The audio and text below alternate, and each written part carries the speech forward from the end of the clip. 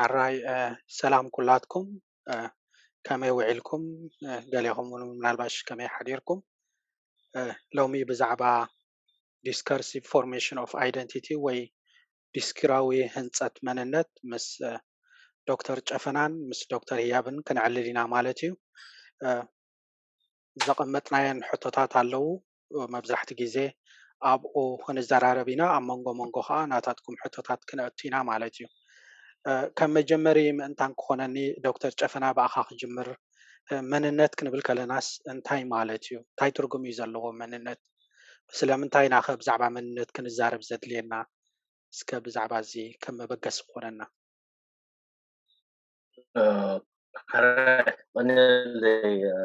ሳምሶን ሞገታ ክስታይ ክጅምር በታ ስለምንታይ ትብል መስለኒ ንኩላህና ሎማ ሓንቲ ምሸት እዚ እንታይ ንገብር ከም ዘለና ንጹር ክኾነና ኣገዳስነቱ በኣ ዶ ክጅምር በቲ ስለምንታይ ነፅንዖ ስለምንታይ መንነት ንግደስ ትብል ኣልፈን ሓና ኤርትራውያን ኣብ ሰዓት እዚ ስለምንታይ ንዝብላ ሕቶ ክምልስ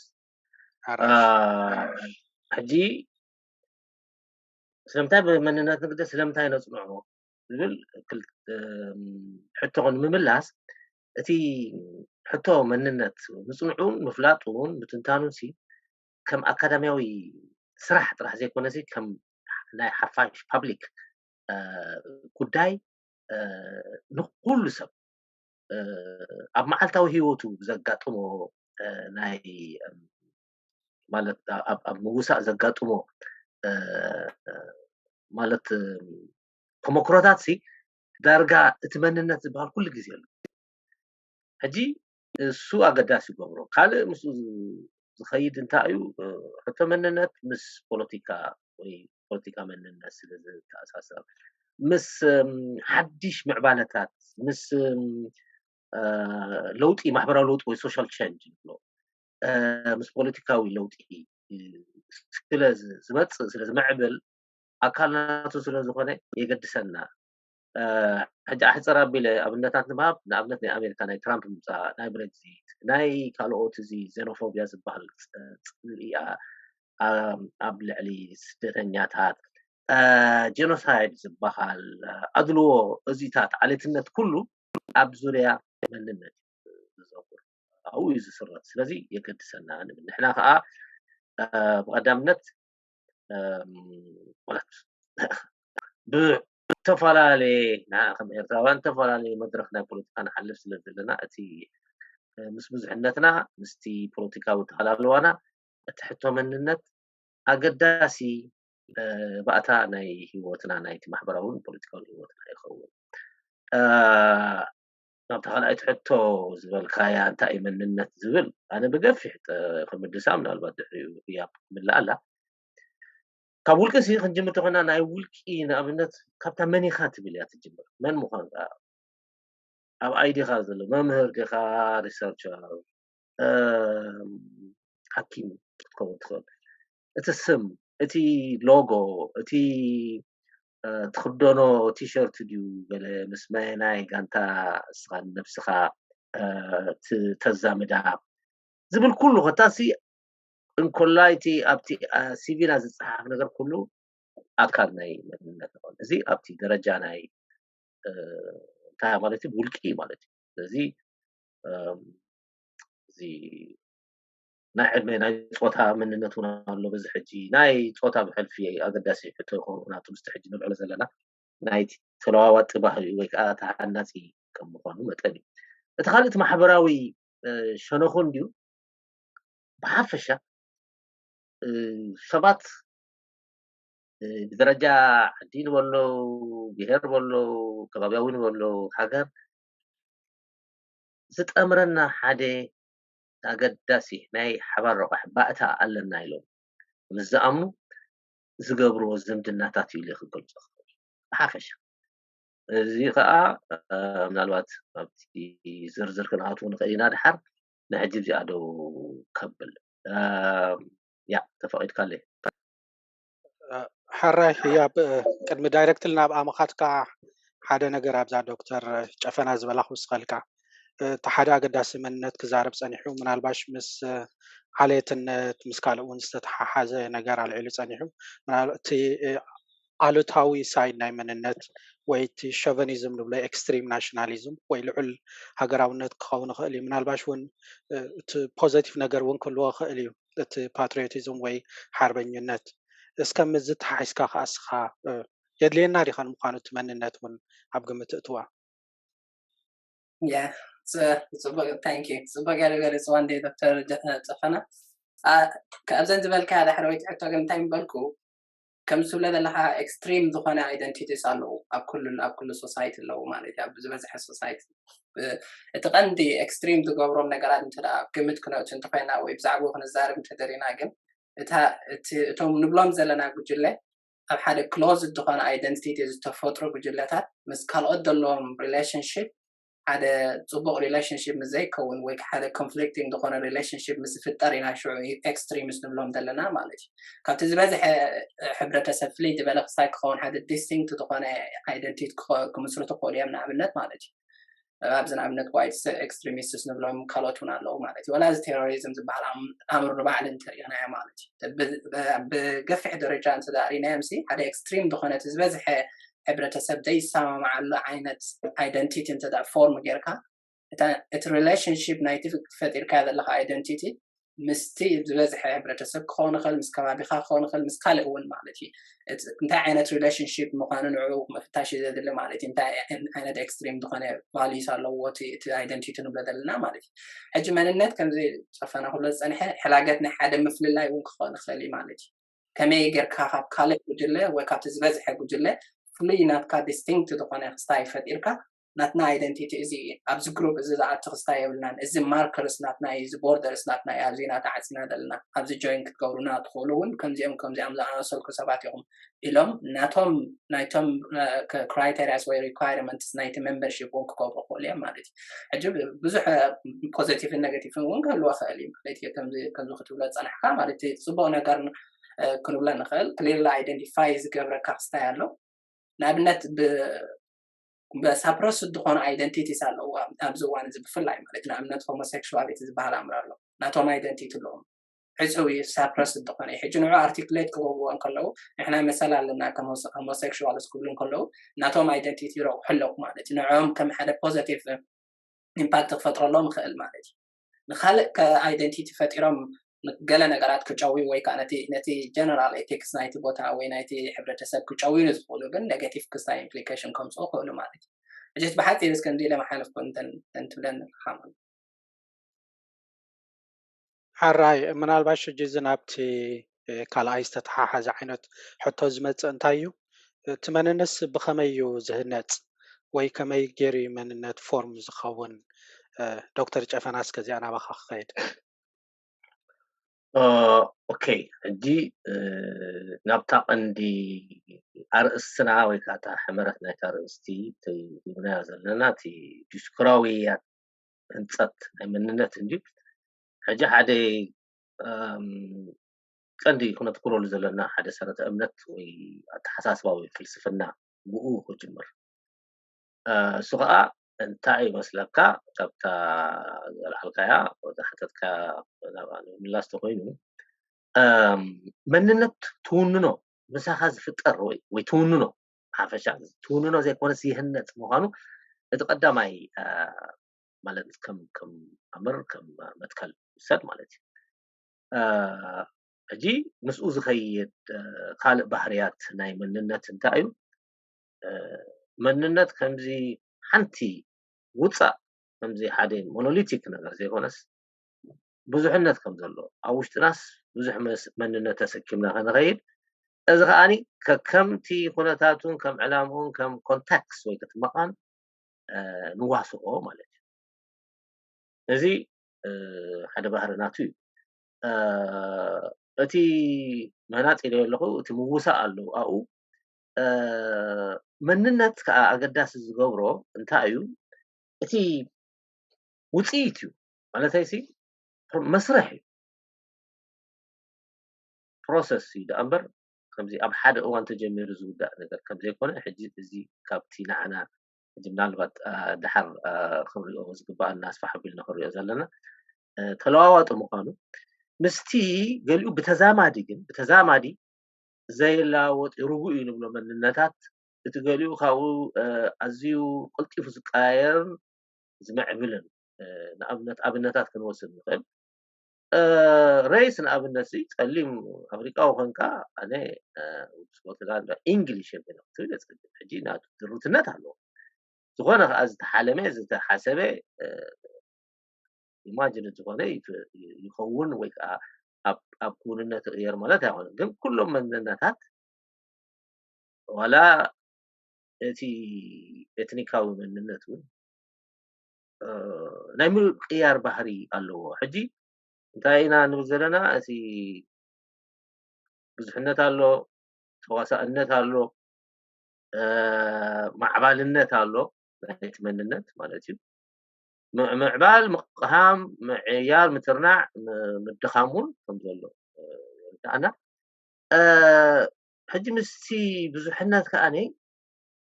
ሓንሳብ ኣብቲ ንመፅናዕቲ ስለምንታይ ዝብል ክንምልስ ከለና ካበየናይ ባይታ ናይ መንነት ኮይኑ ሓደ ሰብ ይዋሳእ ኣሎ ከዓ የገድሰና እዩ ሕጂ ምስቲ ዕላማ ዝበልና ማለት እዩ ቀዳማይ ሓንቲ ኣብነት ኣምፂ ነይሩ ዶክተር ብርሃን ኣብዛ ናይ ስኒትና ዶትኮም ኣብ ዓዲ እንግሊዝ እንተኮይነ ከምዚ ኣብ ኣፍሪካ ከይድ ከለኹ ዝወሃበኒ እቲ ተኻትሎ መንነት ዝለብሶ መንነት ኣለኒ እዚ ከዓ እንታይ ዝኸውን ዘሎ እቲ ምውሳእ እንዲ ሕጂ እቲ ምውሳእ ኣብቲ መዓልታዊ ምውሳእ ናቱ ውፅኢት እንዲና ንብል ዘለና እቲ ባዕልኻ ትምእርሮ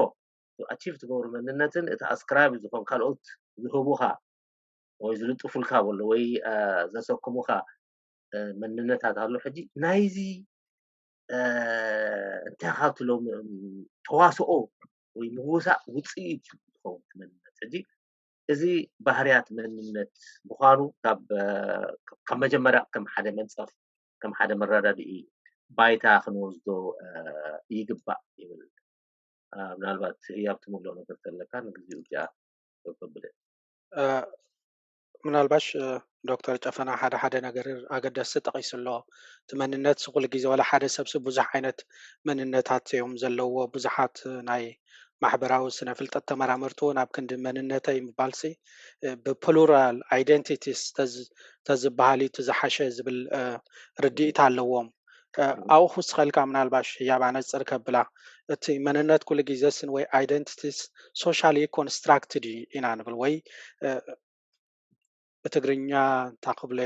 ብማሕበራዊ ኩነታት ዝተፈጥረ እዩ ወይ ማሕበረ ቁጠባዊ ኩነታት ዝተሃንፀ እዩ ኢና ንብሎ ኣብ ገለ እዋን ከዓኒ ገለ መንነታት ዝተዋሃቡና ኣሎ ኣብ በር ዝተዋሃበና እውን ኣሎ ንብል ኢና እስከ እዚአን ክልተ ነገር ኣተሓሒዝካ እስከ መንነት ከመይ ድህነፅ ኣብ እንምፅእ ጽبق يا فانا ጽبق ገይሩ ሳይ ገሊጽዋ እንዴታ ዲስከርሲቭ ኮንስትራክሽን ናይታ ክስታይን ኣውን ምምፃ ሕጂ ገሊኦም ስኮላርስ ወይ ካ ዶም ዘጽንዑ በዓል ፍኮ ዝበሃል ኣብዚ ፈረንሳዊ በዓል ካለውን ኣለ ሓደ ካብ ይሁዳዊ ካብ ሊትዌና ዝተወልደ ኢማኑኤል ለቪናስ ዝበሃል ማለት እዩ መንነት ዝብል ኣምር ኣብ ምንታይ ዝጅምር እዩ ዝብል እሱ ንኣብነት ከም ኣብነት ተደኣን ወስዶ ኮይና ማለት እዩ ካብቲ ኣነ ዝብል ወይ ካብቲ ሰልፍ ዝበሃል ኣምር ካብ ናትካ ካብ ገዛእ ርእስኻ ዝጅምር እዩ ዝብል ማለት እዩ ሰልፍ ዝበሃል ኣካል ሓደ ኣካልሲ ሓደ ክሎዝ እንትኾነ እቲ ካብኡ ወፃኢ ዘሎ ብምሉእ ኤክስተርናል ይንዕኡ ማለት እዩ ቀዳማይ አይደንቲቲ ሕጂ ኣብቲ ገዛእ ኣካልካ ዝፍጠር ዘሎ ማለት እዩ ሕጂ ከምኡ ክብል ከለና ሕጂ ገሊኦም ብበርስ ዝመፁና መንነታት ክህልው ክእልዮም ከምዚ ክትብለ ፀናሕካ ማለት እዩ ንኣብነት ወዲ ኮንካ ትውለድ ወይ ጓል ኮንካ ትውለድ እቲ ጀንደር ዝበሃል ኤሌመንት ዳይሜንሽን ምስ መፀ ግን ብፍላይ ኣብ ዘለናዮ ዘመን እሶም ንባዕሎም እዮም ክሮስት ኮይኖም እሶም ንባዕሎም ሊሚትስ ከም ዘለዎም እዞም ባዮሎጂካሊ ወዲ ኮንካ ተወሊድካ ጓል ኮንካ ተወሊድካ ዝበሃሉ ኣምራት ንባዕሎም ሊሚትስ ከም ዘለዎም ክርአ ክኢሉ ማለት እዩ ብኸመይ እዮም ዝገልፅዎ ሕጂ በዓል ባትለር ገለ ዝበሃል ኣሜሪካውያን ማለት እዩ ሕጂ እቲ ሰልፍ ዝበሃል እቲ ክሎዝ ዝኾነ ሰልፍ ምስ ካልኦት ካብ ከባቢኦም ዘለዉ ከምኡ ዝመሰለ ሓደ ሰብ ክኾን ይኽእል ጉጅለ ክኾኑ ይኽእሉ እዮም ሕብረተሰባት ክኾኑ ይኽእሉ እዮም ምስኦም ክራኸብ ሪሌሽንስ ክፈጥር ምስ ጀመረ ኣብኡ እቲ አይደንቲቲስ ማልቲፕላይ እንዳኾነ ትኸይድ ማለት እዩ ማልቲፕሊሲቲ ናይቲ ብዙሕነት ናይቶም መንነታት እንዳበዝሐ መራ ፕሉራል እንዳኾኑ ኢንፋይናይት ዝኾኑ ፕሉራሊስቲክ ዝኾኑ ክስታያት ይመፁ ሌየርስ ናይ አይደንቲቲ ይፍጠሩ እዮም ትብሉ ማለት እዩ ሕጂ حدا ethical دخونا responsibility اللو حدا سب كم حدا social animal كم بعد بلوتو قدم دلوت نور مالتي مسكالة سبات كترلاخد مسكالة تقول لاتات مسكالة أكابي هذا اللو سايك تفتر زي relationship كتفتر حدا ethical حدا سنة مقبراوي حلا في النت على كام مهنات خوم تزيجركا كان تناتكا هيمان إلمنتون يلان مالتي أجيب خومو دا بزحات بحنسا كوبو وبزحات relations كتفتر مسجمركا إتي أنا زبل close الدخانات أمر كروس تقول لها مالتي مسكالوت ريليشن تفتر لها مالتي إذا حج نزل ريليشن شيب بس ناخد فترة ذي حق زكاة نكن تقرأ حيها communication language مالتي تقان قاز بحال أمري مالتي أجيب بتقان قام communication فتر discursive construction إذا discouraوي أنا نسأل ولاد لنا مالتي السي نزل ريليشن شيب بس أمونغو خان أمونغو توم كبابي خاز اللي هو أمونغو family member خانو كل نوعهم شيب تقرأ مالتي بخومي خاطر identity فتر ولاد لنا مالتي family level كفتر خيل أب كاب individual مسكت كا أب community نات كا level كفتر خيل كالو تعبي زبالو وين كسايك فتر كل يوم عبي تك level كخانو خيل أب كلا عبيت level سون كخانو كل يوم مالتي أجيت discursive construction identity ولاد الناس relationship سي مالتي relationship استخدت فترة مسكبابي خام مس ولا مسجزاء بس هذا اللي كان relationship مالتي تنات كا subject كم هذا subject تنات كا بخمية الناس مسكبابي خا جسيتي social constructs اللي قالت ولاد الناس بخوم رأخوانا مالتي هذا unique دخانة circumstances هذا وسون دخانة بطاز اللو وسون جزء هذا identity shape كبر كوليم لاب individual level كنريام نخيل لاب group level ولا بسبب عاب level ونكريام نخيلنا مالتي زي ما يتم بحنسا أب هذا وسون جزء دموسو circumstances تم social circumstances كون غليم محبرة political circumstances كون غليم كم سكتوا لس أنا حكا بمولهم بحنسا تدميرهم جن هذا identifiable دخانة أنا distinct culture لأن distinct خمس لأن distinct political كستايل لأن affiliations لأن زبل أمر ويك identity كفترة زفولو مالتي حراي أبقى سامي ምናልባት ግዜኻ ከይብለልካተን قرب أبقى خوس خلا ክትበርህ ስለ ዘለዋ ምናልባት ኣብዛ ህያብ ኢልዋ ዘሎ እዛ social constructivism ፕላስቲ socially constructed ንብሎ መስርሕ ሲ ወይ ኣረዳድኣ ወይ ኤፒስቴሞሎጂ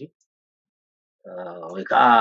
እንታይ ዝበሃል ስነ ኣፍልጦ ቁርብ ኣብኣ ክውስኽ ኣላ ምክንያቱ ምናልባት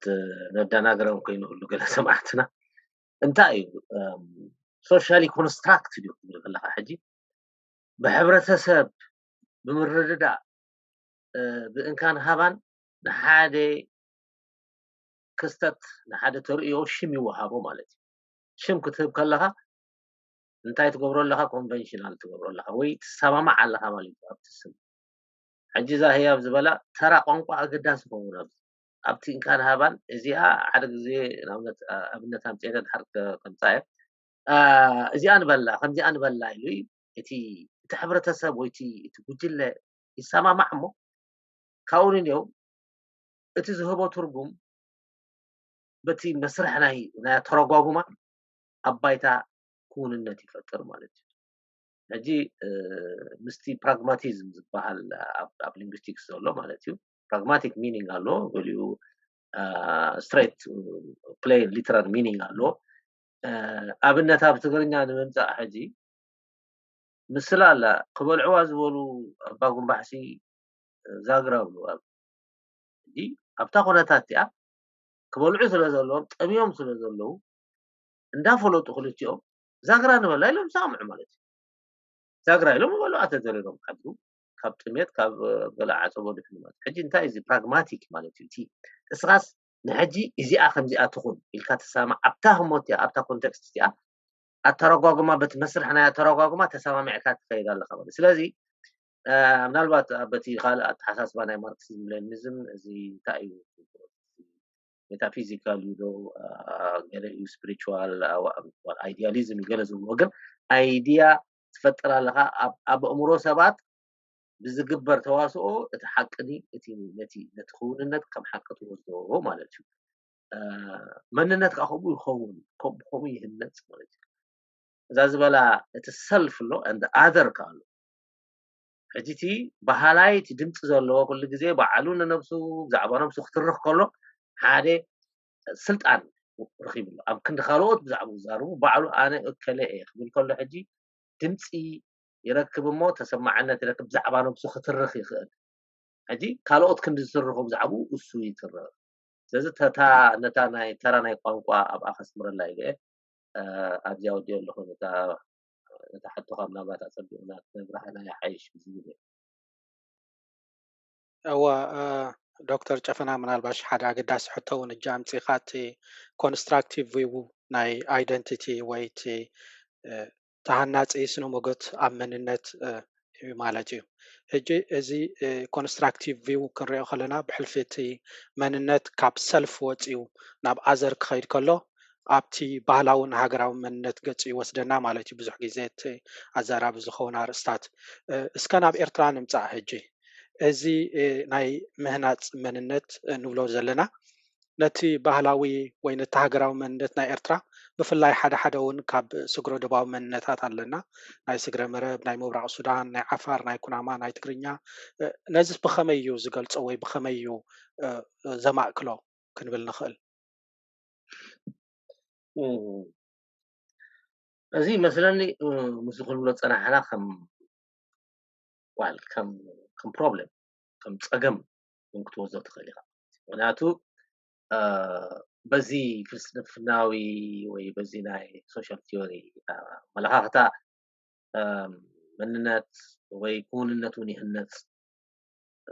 እቲ ዲስኮርስ shapes our sense of identity of our reality and identity ዝብል እንጂ ኣብ ፍሉይ ኩነታት ዝምዕብሉ ተሓሳስባታት ኣለዉ ሕጂ እንታይ ኣምፂዎ ክንርድኦ ክንፍትና ኣለና መጀመርያ እንታይ ነዚ ዘምፅአ እምበር ማለት ምኹናን ዘይኮነ ኣቐዲምካ ሕጂ ኮርስ እቲ ሓደገኛነቱ እቲ ክሳዕ ክንደይ ነቲ ዝዓበየ ነቲ ዓበይቲ ልዕሊ ሓሳብ ዝበሃል ኣይዲያልስ ንብሎ ከም ናሽናሊዝም ከም ሃገራዊ መንነት ሓያል ኮይኑ ኣይዲዮሎጂ ዘለዎ ኣርሒቑ ዝጥመት ኣይዲያልስ ወይ ልዕሊ ሓሳብ ወይ እዚ መትከላት ንዕኡ ብኸመይ ጓነፅ ከመይ ኢሉ ይምዕብል ናብ ዝብል ዝወስደና ነው ሕጂ ምዝ ክንብሎ ፀናሕና እቲ መንነት እቲ ታሕተዎት ናይቲ ታሕተዎት ዩኒት ኩሉ ግዜ ኣብ ከምዝናህና ሃገር ኣብ ብዙሕነት ዘለዎ ኮንታክት ኮምፒቲሽን ኣሎ ምርኻብ ኣሎ ምጉናፅ ኣሎ ምትሕብባር ኣሎ ምውድዳር ኣሎ ንሕና ርግፅ እዩ እቲ ንኣብነት ምስ ምንታይ ክሪኦ ዘሎ መስለካ 991 ዝነበረ ኩነታትን ሕጂ እንድሕር ክነወዳድር ኮይንና ብመንፅር ምሕያል ሃገራውነት ወይ ሃገራዊ ስምዒት በሎ ሃገራውነት በሎ ሕጂ ኣብኡ ከለና ብኮመን ሰንስ ኣዝዩ ወሪዱ ከም ዘሎ ነስተውዕል ከም ገለ ክብል ቅድሚ ሕጂ ዝጠቐስክዎ ገለ መፅናዕቲ ነይሩ ኣብቲ 2000 ሓተመት ጠላይን እዮም ዝመስሉ ስማቶም ጋርሴቲ ገለ ዝበሃሉ እዚ ክስታይ ገይሮም ነይሮም እዚ ሰርቬይ ሲ ገይሮም ክሳዕ ክንደይ ስኻ በኤትኒካዊ መንነትካ ትኮርዕ ወይ ከመይ ስማዓካ ስጋዕ 80% 81% በቲ ኤትኒካዊ ወይ በቲ ብሄራዊ ስምዒተይ ይኮርዕ ሃገራዊ ዝብልካ 100 ካብ 100 ይብል እዚ ኣነ ናተይ ኣይኮነ ናብ ገለ ኮት ገይረ ሕጂ ነይሩ ኣብ ናተይ ቲሲስ ገለ ነይሩ ማለት 2000 ተገበረ ሕጂ እንታይ ኢና ንርኢ ኣብቲ እዋን እቲ ከምዚ ዓይነት ንበሎ ሚዛናዊ ዝኾነ ውዱን ዝኾነ ስምዒታት ወይ ሌጀንስ ተኣማንነት ብሄርካን ብማዕሪኡኻ ልዕሊኡኻ ንሃገርካ ነይሩ ማለት እዩ እዚ መፅናዕቲ ሰርቬይ ኦፍ ኮርስ ኢትስ ሰርቬይ ሕጂ ናብዛና ሕቶኻ ክመለስ ብኸመይ እንታይ እዩ እንታይ ኢና ብኸመይ ንርድኦ ንዝብል ከም ክስተት ከም ተርእዮ ኣብ ካልእ ሃገራት ከምኡ ክህሉ ክእል እዩ ንብል ንኽእል ኢና ግን ስለምንታይ ሕጂ መፅኡ ስለምንታይ ኣብ ሰዓት ዝመፅኡ ንዝብል ምናልባት ስፍሕ ዝበለ መፅናዕቲ ከድልዮ ክእል እዩ ግን ኣይ ቲንክ እቲ ክራይሲስ እቲ ዘለናዮ ኩነታት ፖለቲካዊ ሃዋህው ዘምፅኦ እዩ ናይ መን ጠንቂዩ ካበዩ መንዩ ነዚ ማለት እዚ ሸርሒ እዚ በን ተበጊሱ ገለ ዝብል ንዋላት ከይገፋዓና ግን እንታይ ይመስለካ ዝኸውን ሕጂ ማይኖሪቲ ኦፒኒየን ዝመስል ኣሎ ሸለል ትብሎ ትንዕቆሞ ክስዕርልካ ክእል ሕጂ ታሓንቲ ግን ኣብዚኣ ፀገም ከም ፀገም ትርአ ወይ ከዓ ከም ምድንጋር በሎ ወይ ከም ዘይምፍላጥ ብዛ ሕጂ ክንብላ ፀናሕና ከምዚ ዓይነት ካቴጎራይዜሽን ኣሎ ትገሊኡ ዘይቅየር ውሁብ ስቴብል ጥንታዊ መንነት እቲ ገሊኡ ከዓኒ ሰረቱ ኣዝዩ ሓያል ዘይኮነ እሞ ኣብ ዝኾነ ሰዓት ገለ ክዕሎ ዝኽእል ጌርካ ምውሳድ ወይ ነቲ ሓደ እዚ ፕራይሞርዲያል ስቴብል እዩ መንነት እዩ ምባል ነቲ ሃገራዊ ከዓ ዝተመስረሐ እዩ ወይ ድሓር ዝመፀ እዩ ድሓር ተቐበልና እዩ ዝብል ረዚስት ምግባር ድዩ ምቅላል ድዩ ገለ እዚ ከምታት ዓይነት ኣንፈትሪ ሕጂ ኣነ ብርእቶይ እዚ ቅድም ካብ ድንቁርና ወይ ካብ ዘይምፍላጥ ድንቁርና ክብለካ ከለኹ ኢግኖራንስ ማለት ኣብ ዝኾነ ሊትሬቸር የለን መንነትን ዜግነትን በበይኑ እዩ ዝብል ፅሑፍ ክሳዕ ሕጂ ኣይረኣኹን ኩሉ ኮርስ ኣበየናይ ኮንቴክስት እንታይ ከም ትኽንብሎ ፀናሕና እንታይ ዓይነት ፖዚሽን ወስድቲ ሕብረተሰብ በሎት እዩ ውልቀ ሰብ ተዘየሎ እዚ መንነት እዩ እዚ ከዓኒ ዜግነት እዩ ዜግነት ኤርትራውነት ዜግነት እዩ እቲ ብሄራዊ ወይ ቋንቋዊ ካቴጎሪ ከዓኒ ወይ ምድብ መንነት እዩ ዝብል ኣይረኣኹን ኩሉ በቲ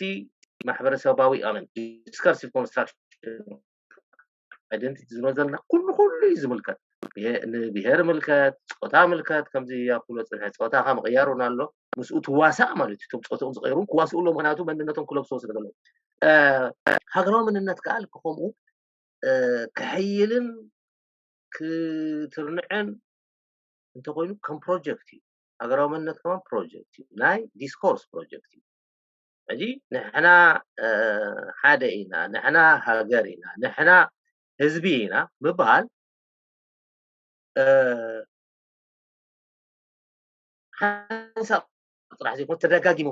ክበሃል ኣሎ ምክንያቱ እታ ኔሽን ትበሃል እታ ሃገር ትበሃል ሲ ሓንሳብ ተሰሪሓ ሞ በቃ ከምዚ ገዛ ስቁልካ ወይ ከም ሓደ በዓቲ ኣብኡ ትነብር ማለት ኣይኮን በብእዋኑ ከምዚ ኦይል ክትገብሮ ኣለካ ግራሶ ገለ ትገብረሉ ክትኩሕሎ ኣለካ ክትከናኸኖ ኣለካ ክትኩስኩሶ ኣለካ ተዘየሎ ክደክም ይኽእል እዚ ከዓኒ ኣብ ኤርትራ ጥራሕ ዘጋጥም ነገር ዘይኮነ ከም ዝኽንብሎ ዘለና መፀናሕና መስርሕ ስለ ዝኾነ እንተዳ ዘይተኸናኺንካዮ እንተዳ ብእዋኑ ዘይፀጊንካዮ ክመፅእ ዝኽእል ሓደጋ ኣሎ ማለት እዩ ስለዚ እቲ ሓደ ዓብይ እዩ ኣይዲያል እዩ ኣይዲዮሎጂ ኦፍ ኣይደንቲቲ ናሽናሊዝም ስነ ሓሳብ እዩ ብኡ ምክንያት ከ ሰባት ዝቆትሉ ዝቁተሉ ዝሞቱ ሂወቶም ክህቡ ደሞም ከፍስሱ ዝቀረቡ ስለዚ ኣብኡ ፍልልይ ከም ዘሎ እዚ ናይ ኤርትራ ኩነታት ዘይኮነስ ኣብ ሙሉእ ዓለም ዘሎ ናሽናሊዝም ማለት ኣይዲዮሎጂ ምክንያት ሰረት ኣለዎ ኣመፃፅኣ ኣለዎ ስቁልካ ብሓደ ክልተ ሰንተንስ ትውድኦ ነገር ኣይኮነን ወላ ትገልፆ ነገር ኣይኮነን ሶርን ውሕያ መስለኒ ሓራይ ምናልባሽ ኣብዛ ዶክተር ጨፈና ዝበላ ቢልድ ክገብር ህያብ እቲ መንነት ወይ መስርሕ መንነት ኣብ ውሽጢ ሕብረተሰብ ወይ ኣብ ውሽጢ ሃገራት ብኸመይ ዝርአ ንኣብነት ኣብ መንጎ እቲ ፐርሰናል ኣይደንቲቲ ወይ ናይ ውልቂ ዝበልናዮ ዓንቲ ወይ እቲ ባህላዊ መንነት እቲ ሃገራዊ መንነት ፍልልይ ኣሎ ድዩ ርክብ ኣሎ ድዩ መንነት ዓንቲ ወይስ መስርሕ ኢልናዮ ነርና ወይ ፍሉድ ኢልናዮ ነርና እዚስ ብምንታይ ኢና ክንሪኦ ንኽእል እስከ ናብዚኣ ምክነተኩር ፅቡቅ ኣነ እንታይ ምበልኩ ሳሚ ንኣብነት ከምዚ ቀዲማ እውን ጠቂሰ ፀኒሐ ፎከስ ዝበሃል እንታይ ዝብል ontology of the present ዝብል እቲ ዘለናያ ዘመን እቲ ዘለኻያ እዋን እታ ሎሚ ትበሃል ሲ ኣብ ሎሚ ዝተወልደ ጥራይ ኣይኮነትን اب فيتشر ايماجينيشن بناي فيتشر ايماجين تقبره بحلمها كمزو كوني بتبلو عينت بلانس نات كان بنات كاباسيتي هيستوري وي كانت ناتكا حلف كايمتهم حلف نعخا ابزوان زخصلو خازفولو discursive constructionism بحنسا كوينهم زفطر وايات لومي زبل مالتي نعي حجنا history of the present تدولو ontology of the present بحال كومتات عينت concept صارهما ازوم نبلوم دلنا ناتكا imagine دخونا community خمزة عينت community فترة تولد لها أمرن اتي past history ناتكا ويتي history نايتي هاجر تولد لها أمر وينايتي individual كاب individual level دا وسيد كاخ أمالتي تدميرم هذا discursive دخونا construction ناي present ناي دل لها قوان يفترو مالتي أجي انتاي زبل أو قلي وانا أبز مسرح انتاي كفتور فوليا discursive field سبحالو مالتي discrawi كم زي درتين أنا بلا تكرينا انتاي كم لخل شراي كمان بايتا ولا بايتا يا بايتا أجي تام discursive field نبلوم دلنا ويكا بايتاتات بتصبي تحازو خوليم كم زختو لات أنا حكى عن توي examples كم زي شافنا ونكم لات أنا حمالتي بإتنيك درجة خد تحازو خوليم كم زختو لات أنا حكى cross borders ونخدو خوليم أب individual level ونك تحازو خوليم تام fields نبلوم دلنا بفلا أب sub national مالتي تحت هاجر أب هاجر درجة كي بس حكى كاب individual دمير كلا على داخل كان كلها تام fields ندعوي خوليم أبجلجن closed دخان fields ونك تركب تخلي خامالتي إذا closed دخان fields كم زي شافنا خلص أنا حكي لي بتي history نايتي past history نايتهم جوجلك خانخل نايتي بوتك خانخل بون اتناتهم feature imagination ناتهم community ناتهم self بخمير يوا comes بالimagination دمر نايزيم كلت نجارات يتنات discursive construction بفترة حجي نزف نحن ولادنا fields عملنا تعرضي example times كسنة زي gender issue مالتي كم field ونفلت عينه برن مالتي قد مثل 5 عامات 3 4 عامات مالتي كل يخاني بحق ونبقلب وتعطات homosexuality نابل انترينا مالتي أبزوان زين بايتان دار خبر خيدن كله تناتو discursive field نداس في حق خيد الله مالتي the discursive field specific على ناتين داك في حق خيد الله مالتي أب كل حبرة تسابق كأخو معينة discursive field كانوا إينا مالتي دا قف عقود خوليهم قليهم دا صواب ونتأطف وزخدو ونقرات الله نعملت كما أبنا انترينا نعملت مخنشات عم إرثرا قدم قنوني نيرو مالتي هذا عاد discursive field نيرو أبزوان زين يتحد يتفع الله مالتي وهناتو illegalized كوينو كالت سجمات فتر كم دولة حبرة تسب كم زي دفنا كله أنا حبرة دقيقة نايت حبرة تسب دع بيه خيدن كله قليهم discursive fields شات نداخون ندات أفو ما تسمعلتي قليهم discursive fields جن دع بيه خا ما تسمعلتي حجي حجر تبحال أمر نبعلا هذا common دخانة territory دلو هذا share دخانة history دلو ويتمها سال دخانة history دلو هذا distinct culture لنا بحالتي كم زي rhetoric ونخان خيري قدن كم اللو مالتي أكون كل أجي هذا share الدخانة لو النت دلو أو هذا لو النت تمر pieces نبر ويز فتر حقنا حقينا economics نا كله عن cultures وي discursive constructions كفتر دخل كساينا نتي national identity نبلنا مالتي إذا national identity حجي أو وش السب ناشنال دقنو أب ناشنال داي بصحو نعيش في فيلدز أب زخات كا كوميونيتي سامو مالي أب زخات كا بوتاتات كله قولي ما بالديفيدوال درجة خاطر يوم تخليها أب إثنيك ليفل كتير يوم تخليها أب جالا ليفلز أب لينغويستيك دقنو استعد ماركرز أتي خاون تفتشات تخليها مالي أجي بخوم تدا رينا هذا multiple دقنو identities sub identities sub categorizations دلو في الأتي discursive construction نبلو دلنا مالي أجي بخوم مالك عند رأنا ياتنا إرسا هذا historical roots صاروا هم نتفقنا خلص أنا حن قليهم constructions don't feel this قليهم نبغى لنا مالتي قليهم كا هذا imagine الدخان feature كم زخم council ندلس تم نتجرنا إحنا خمسة خوني لهم هذا new دخان حدش دخان discursive field acquire دا كور shape دا كور زمزو نعيش identities كفتروا خوليهم هجي بس تبلا ندل خاصني ሕብረተሰባት ኣብ ከባቢኦም ዘለዉ ካልእ መንነት ክላበሱ ይኽእሉ እዮም ንኣብነት ኣብ ከረን እንድሕር ዓብኻ ነከረን ዓብየ ናይ ትግረ ድዩ ናይ ብሌን ድዩ ብዙሕ ኣፍልጦ ክህልወካ ክእል እዩ ምናልባሽ ኣብ ኣስመራ ዝሓበየ እውን ናይ ካልእ ሓደ ነገር ክህልዎ ክእል እዩ ኣብ ከባቢ ሰንዓፈ እንድሕር ዓብኻ ምናልባሽ ናይ ሳሆ ናይ ገለ ክህልወካ ክእል ይኸውን እዩ ሕጂ ጥቕሉ ግዜ ዝመፅእ ሕቶ ሓደ ሰብ እቲ ናቱ ባህላዊ መንነት ሒዙ እቲ ሃገራዊ መንነት ዘይሕዘሉ ምክንያት ኣሎ ድዩ የሸግር ድዩ ኣብዚ ፀገም ኣሎ ድዩ ሰብ እስኹ ሕዚ ክእሉ ንኣብነት ኣነ ትግርኛ የነብሰይ እንድሕር ኢለያ ትግርኛ ኮይነ ምናልባሽ ሃገራዊ ክኸውን ዘይክእለሉ መገዲ ኣሎ ድዩ እስከ ናብዚኣ ዶክተር ጨፈና إذا عن تقول تنكفى حلفنا لنا مثلا قال زينبور مالت فتح زي يقول أب أنت قلت له أب تقم أب كوربشن أب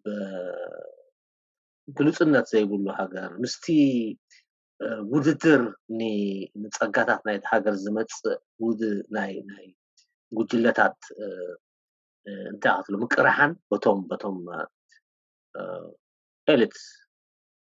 እንተዳ ዘይሃልዩ እዚ ማዕርነት እዚ በሎ እዚ ውዱን ዝኾነ ተኣማንነት ንናትካ ናይቲ ሳብ ናሽናል ዝበሎ ብኣሉታዊ ገፁ ዘይኮነስ በቲ በቲ ኣውንታዊ ሳብ ናሽናል ሃገራውነት ዝበሃል ዘይኮነስ ነቲ ካልኦት ብጃዕካ ካልኦት መንነታት ንበሎ እቶም ካልኦት መንነታት ኤትኒካዊ ክኸውን ይኽእል እንድዩ ናይ ከባቢያዊ ክኸውን ይኽእል እዩ ናይ ባህላዊ ክኸውን ይኽእል እንድዩ ሕጂ ተዓንቶ ዘምፃኸ ኣብነት ንክልቲኡ ማዕረ ኮርስ ማዕርነት ዝበሃል ኣሎ ድዩ ግን ብማዕረ ብዘይጓነፅ መገዲ ክትዋስኦ ትኽእል ምዃንካ ዘርእየና እታ ሰርቬይ ተገይራ ነይራ ኣብቲ እዋን እቲ እዚ መዓት ኣብ 7 ዓመት 6 ዓመት ናይ ናፅነት ማለት እዩ ምናልባት እውን ኣብዚ ስለምንታይ ድሕሪ 2000 ሓደ ናብ ዝብል ተኾዘና ክእል እዩ ሕጂ ምክንያት የለን እምበር ማለት ዝበልና እዩ ኣብ ተወሰነ እዋን እስኻ እቲ ኤትኒካዊ ናይ ከባቢያዊ መንነትካ ናይ ዓድኻ ዋላ ናይ ካልእ መንነት ሃይማኖታዊ መንነትካ እውን ቦታታት ኣሎ እቲ መቃኒ ዝውስኖ ክጓነፅ ኣይግብኦን እዩ ፈላሊኻ ክትሪኦ ክትክእል ኣለካ ፈላሊኻ ክትሕዞ ትኽእል ኣለካ እተን ቦርደርስ ማለት ተኣታቶ የብሉን መዓሲ እቲ ኮንፍሊክት ዝመፅእ እንተልካኒ እዚ ተታሕዛ እዩ ናይቲ ኣብ ስልጣን ዘሎ ሓይሊ ከመይ ገይሩ ሒዞ ክሳብ ክንደይ ናፅነት ይህብ ንፍሉይነት ናይ ሰባት ነቲ ካልእ መንነታት ክሳብ ክንደይ ናፅነት ክትዋስኦ ክሳብ ክንደይ ይፈቅደልካ እዩ መስለኒ ምናልባት ትንክፍ ኣቢለ እቲ ጠንቅታት ስለምንታይ እዮም ዝወዳደሩ ስለምንታይ እዮም ማለት ቅርሕንትታት ይኹን ካልእ ምውድዳራት ዝፍጠር ኣብ ኤርትራ ጥራሕ ዘይኮነ ኣብ ኩሉ ትሕተ ሰሃራ ሃገራት ዘሎ ፀገም እዩ ብሕፍቲ ኤትኒካዊ ፀገም ኣብ ኤርትራ ኤትኒክ ዝበሃል ኣሳች ከም ዓብ ፀገም እውን ኣይረኣይን እኳ ይመስለኒ ምክንያቱስ ኤትኒካዊ መበቆልካ ዲክለር ትገብር ኢኻ ኣብቲ ታሴራ ከይተረፍ እንጂ ንሱ ኣይመስለንን ኦፍኮርስ ማኒፕሌት ዝግበር ኣሎ እዚ ካብዚ ኤትኒካዊ ኣብዘን ተዘርዝረን ዘለዋ 9 ወፃኢ ኣለና ዝብሉ ሰባት ኣለዉ ኦኬ እዚ እውን ከም ሕቶ ኣነ ኣይነፅጎን እየ 9 ጥራሕ ድየን 10 ድየን 11 ድን ካልእ ሕቶታት ኣሎ ግን ናብታ ሕቶኻ ኣሕፂረ ክምልሳ እንተኮይነ ማለት እቲ ሚዛን ክሕሎ ክእል እዩ ንኩሉ እቲ allegiance ወይ እቲ loyalty ክህልወካ ክእል ነቲ ኤትኒካዊ ይኹን ነቲ ከባቢያዊ ይኹን ንኣብነት ሕጂ ኣውራጃ ዝበሃል ከም ርድኢት ከም ቃል እውን ዳርጋ ከምዚ ፍራሕ ይጠፍእ ኣሎ ግን ኣብቲ ሌቨል ናይ ዲስኮርስ ኣብቲ ኦፊሻል ዘይኮነ ኣብቲ እንታይ እዮም ዝብሎ ኣብቲ ኮሚኒኬቲቭ ሌቨል ታሕቲ ኣብ መንጎ ሰባት ግን ኣሎ ኣብቲ ኦፊሻል ሌቨል ኣብ ዶክመንት ዘይክህሉ ይኽእል እዩ ሕጂ ሰባት ብኣውራጃኦም ይፅውዑ እዩ and there's nothing wrong about that ግን ከምዚ ሕጂ እንድሓር ነውር እናኾነ መፅኡ ኣውራጃ ዝበሃል መንነት የለን ዞባ እዩ ገለ ብለካ ሕጂ ማለት ከተቃልላ ይከኣል እምበር እንታይ ፀገም ኣሎ ንዑ ኮምፕሊኬት ዝገብሩ ካልኦት ፀገማት እቶም ኣብ መንጎ ጣልቃ ዝኣቱ ፀገማት ግን ከም ዘለዉ ክንርዳእ ኣለና ናብዚኣ ንግዜኡ ደው ከብላ ኣብ ህያብ ቅድሚ ናብኣ ኮሜንት ምግባርካ ምናልባሽ ሓንቲ ውስኸላ መስለኒ እዚ ዶክተር ጨፈና ክብሎ ዝፀንሐ ናብቲ ካልእ ሕቶ የምፀልካ ምድኻም ወይ ከዓኒ ምምዕባል ናይ መንነታት ወይ ምህናፅ ናይ መንነታት ክትሓስብ ከለካ ሓደ እቲ ኮምፒቲን ወይ ከዓ ተወዳዳሪ መንነታት እዩ ዝመፅእ ማለት ከም ዝብሎ ናይ ኣውራጃ መንነት መፅእ ናይ ሃይማኖት መንነት መጽእ ካልእ ተፈላለየ ናይ ኤትኒክ ወይ ናይ ብሔር መንነት መጽእ ካልኦት እውን ይመጹ ማለት እዩ ሓደ ካብኡ ከዓ ኣገዳሲ ዝኾን ኩሉ ግዜ ከዓ ነቲ ስግሮ ደባዊ መንነት ዝበልናዮ ምክንያቱ ናይ ሰባት ሪሊጅንስ ከም ዝብሎ ዝጸንሐ ዶክተር ጨፈና ኣብኡ እውን ይከፋፈል እዩ ሕጂ ምስቲ ምብዕባልን ምድኻምን ናይ መንነት ወይ ኮምፒቲንግ አይደንቲቲ ወይ ተወዳደርቲ መንነታት እንብሎም ኣተሓሒዝካ ስለምንታይ እዮም ሰባት ኣብ ከምዚ ዓይነት መንነታት ዝወዳደሩ ስለምንታይ ንሃገራት ከኒ ኣብ ስግረ ደባዊ መንነታት ዝዋጠጣ ወይ ከዓኒ ሰጊረን ስግረ ደባዊ መንነታት ዝግደሳ ኣዳይም በልኩ ሳሚ ከምዛ ቀዲምና እውን ክልቴና ፈናክንብለ ፀናሕና እቶም ዲስከርሲቭ ፊልድስ ኣብ ሎካል ደረጃ ክፍጠሩ ክእሉ እዮም ኣብ ናሽናል ደረጃ ክፍጠሩ ክእሉ እዮም ኣብ ግሎባል ደረጃ ዝፍጠሩ ዲስከርሲቭ ፊልድስ እውን ኣለዉ ማለት እዩ ሕጂ በዚ ሌየርስ በዚ መልክዕ እንተዳሪእካዮ ኣብ ሎካሊ ኣብ ውሽጢ ኤርትራ ንኣብነት ወይ ኣብ ናሽናሊዝም ናይ ኤርትራ እንተዳሪእካ ማለት እዩ ኣብ ኤርትራ ብሓገር ደረጃ ዝተሓዙ ዲስከርሲቭ ኮንስትራክሽንስ ኣለዉ ነቲ ናሽናል አይደንቲቲ ዘጉልሑ ነገራት ማለት እዩ ነቲ ናሽናል አይደንቲቲ ዘጉልሑ ነገራት ንኣብነት ሃገራዊ መዝሙር ንበሎ ንኣብነት ሃገራዊ መዝሙር ብኢትኒሲቲ ብካልእ ዝኾነ ክስታይ ክትዓልየ ዘይትኽእል ክስታይ ማለት ሃገራዊ ኢና ንብሎ ዘለና ማለት እዩ ሓደ ዓብይ ንብሙሎም ኦቨርፍሎው ትገብር ልዕሊ እዞም ንብሎም ዘለና ማልቲፕል አይደንቲቲስ ብኸይድ ሓደ ዲስከርሲቭ ኮንስትራክሽን እዩ ማለት እዩ ንባዕሉ ርእሱ ዝከኣለ ፊልድ እዩ ማለት እዩ ካልኦት ከምኡ ኣለዉ ሕጂና ከምዚ ለውነት ክንብል ንኽእል ካልእ ዶባት ክንብል ንኽእል ናቶም ኮንስትራክሽንስ ናይ ዲስከርሲቭ ኮንስትራክሽንስ ኣለዎም ማለት እዩ እዚኦም እዮም ካእቶም ከም ፒላርስ ኮይኖም ከም ዓንድታት ኮይኖም ነቲ ናሽናል አይደንቲቲ ዝበሃል ክስታይ ኣምር ዝፈጥርዎ ማለት እዩ ድምር ናይቶም ንብሎም ዘለና ኤትኒክ ዝኾኑ ወይ ንኣሽቱ ክስታያት ጥራይ ዘይኮነ ብሃገር ደረጃ ጥራይ ክረኣዩ ዝኽእሉ ንኩሉ ሰብ ብሓደ ክብፅሕዎ ዝኽእሉ ፒላርስ ዓንድታት ኣለዉ ማለት እዩ እሶም እዮም ነቲ ናሽናል አይደንቲቲ ፎርም ዝገብርዎ ድምር ናይ ብሔራት ወይ ናይ ክልተ ሃይማኖታት ወይ ገለ ይኮነ ናሽናል አይደንቲቲ ዝኸውን ዘሎ እዚ ማለት እዩ ኣብ ውሽጢ ዓበይቲ ንዕኡ ኦቨርፍሎው ዝገብሩ አይደንቲቲስ ብሃገር ደረጃ ዝተሓዙ ኣለዉ ማለት እዩ ሕጂ ኣብ ግሎባል ደረጃ እንተዳሪእካዮ ከዓ ንኣብነት ከምዚ ኮምፒውተር ገብራያ ዋድራሊ ገለ ትብሎ ፀናሕካ ማለት እዩ ብካልእ ኣተራርጉማ እቲ ክስታይ ንብሎ ማለት እዩ ኢንተርናሽናል ሪሌሽንሽፕ ዝበሃል ኣምርሲ ማለት እዩ ብኸመይ ዝፍጠር ናትካ ኢሜጅ ከም ሃገር ኣብ ዓለም ኣብ ግሎባል ደረጃ ክትሪኣ እንተደኣ ደሊኻ ንሓንቲ ሃገር ማለት እዩ እንታይ ዓይነት ኢሜጅ ትፈጥር እንታይ ዓይነት ዲስኮርስስ ኣለዋ እንታይ ክትፈጥር ስለ ዝደለየት እያ ወይ እንታይ ኢንተረስትስ ኣድቫንስ ክትገብር ምስ ደለየት እያ ከምኡ ዓይነት ኢሜጅ ከዓ ትፈጥር ዝብል ኣምራ ኣሎ ማለት እዩ ኣብ ስፔሲፊክ ኮንቴክስትስ ግዜን ከዓ ክስታይ እንተሪእናዮ ማለት እዩ ሕጂ እቲ ኮምፒቲንግ ድለን ገለ ትብለን ዘለካ ሓደ ዩኒቨርሳል ዝኾነ ክስታይ ክህሉ ይክእል ንኸውን ኣብ ናተን ኢንተረስት ተመርኪሰን ግን ሃገራት ናተን ንረብሐአን ዘገድስ ንረብሐአን ከማዕብል ወይ ክሕግዝ ንዕኡ ከደንፍዕ ዝኽእል ዲስኮርስስ የማዕብላ ቢልድ ገብራ ይሃንፃ ማለት እዩ ኣብኡ ኢኻ ናተን ሪሌሽንሽፕ ዝፍጠር ምስ ካልኦት ዓበይቲ ሃገራት ከምዚ ቀዲምና ክንጅምር ከለና ዝበልና ሓደ ኢንዲቪጁዋል ምስ ካልኦት ኢንዲቪጁዋል ዝፈጥሮ ሪሌሽንሽፕ ኣብ ሓደ ኢቲካል ዝኾነ ሬስፖንሲቢሊቲ ዝተመርኮሰ ይክንብል ፀኒሕና ማለት እዩ እቲ ናይ ሃገራት ክስታይ ከዓ ሓደ ዲፕሎማቲክ ዝኾነ ኢቲኬት ወይ ከዓ ኢቲካል ሬስፖንሲቢሊቲ ክንብሎ ንኽእል ናይ ኢንተርናሽናል ሪሌሽንሽፕስ ክብርታት ዝተመርኮሰ ካልእ ፖለቲካዊ መልክዕ ዝሓዘ ሪሌሽንሽፕስ ወይ ዲስኮርስ ዝፈጥር ማለት እዩ ሕጂ ኣብኡ ምናልባት ኮምፒት ክገብራ ክእላ ክኾና ኣብተን ሃገራት ማለት እዩ ብሃገር ደረጃ ዘለኹ ሕጂ ማለት እዩ ካልኦት ኣብ ኢንዲቪጁዋል ደረጃ ኣውሪድካ ንኣብነት ክልተ አይደንቲቲ ዘለዎ ሰብ ክልተ ሃገር ዜግነት ዘለዎ ገለ ንኣሽቱ ነገራት እውን ክመፅእ ክእል ማለት እዩ ግን ኣብ ሃገር ደረጃ ክስታይ ብዙሕ ኣብኡ ኢንተርፕሬት ኣይምገበርክዎን ግን ናይ ናሽናል ሰንቲመንትስ የብሉን ማለት ግን ኣይኮነን ምክንያቱ ናይ ሃገር ዜግነት ኢኻ ትብል ዘለካ ንኣብነት ሱዳናውን ኤርትራውን እያ ክትብል ከለካ ናይ ክልተ ሃገራት አይደንቲቲ ኢኻ ብሓንሳብ መርጅ ትገብር ዘለካ ማለት እዩ ሕጂ ብገሊአን ሃገራት ብሕጋዊ መንገዲ ፍቀድ ክኸውን ብካልኦት ከዓ ዘይክሳይ ክኸውን ይኽእል እዩ ማለት እዩ ኣብ መወዳእታ ኣብ ሓደ ጥራይ ተመርኮስ ኣብ ሓደ አይደንቲቲ ጥራይ ሓዝ ዝብለካ ነገራት ክሳይ ክመፅእ ክእል ማለት እዩ ግን ከም መደምደምታ ግን ከምቲ ክብሎ ዝፀናሕኩም እቲ ፊልድስ ኣብ በበይኑ ቦታታት ኣብ በበይኑ መቃናት ክፍጠር ስለ ዝኽእል እቶም ዝፍጠሩ ከዓ ነቶም ዝፈጥርዎም ዘለዉ ኣካላት ወይ ግሩፕስ ወይ ሃገራት ወይ ገለ ንናቶም ኢንተረስት ኣድቫንስ ትገብር ወይ ከዓ ቢልድ ትገብር ዲስከርሲቭ ኮንስትራክሽን ሒዞም እዮም ዝመፁ ንምባል ኣባኹም ላላ ዶ መላ ኣላ ዶክተር ጨፈና ሕጂ እዚ